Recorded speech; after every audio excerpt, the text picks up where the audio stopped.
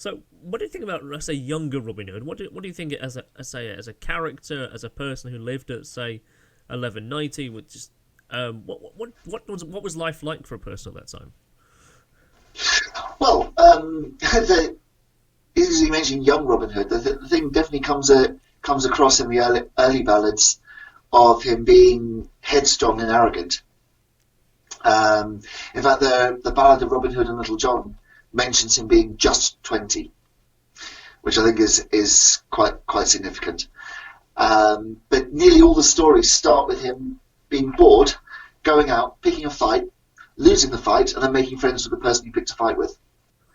That's the majority of the Robin Hood ballads, and they all follow that kind of pattern. What life would have been like for him, as I say, he growing up, he would have been educated, most likely at home, would have been able to read and write to a reasonable degree, have some understanding of maths, that kind of thing, some understanding of history.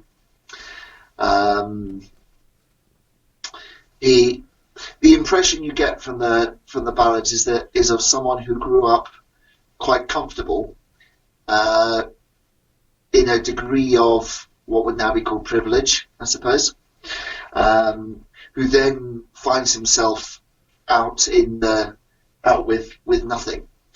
So he goes from being quite comfortable to being someone with nothing. Although, interestingly, most of the early stories don't mention how he becomes an outlaw.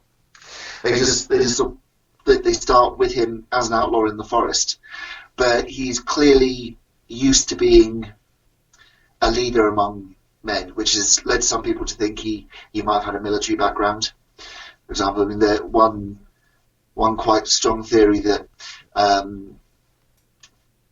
to try and place the ballads in a very specific historical window, it can be placed to the aftermath of the Lancastrian Revolt, where the yeoman archers on the losing side had no choice basically but to become outlaws in the forest.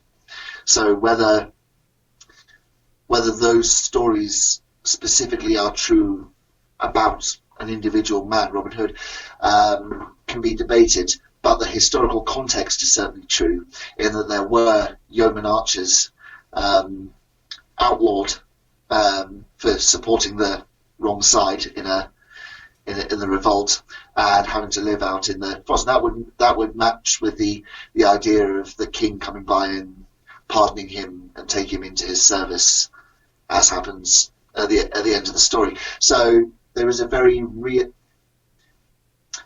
it's a bit like people have said about some historical novels. The story might be made up, but the world in which they take place is very historically accurate.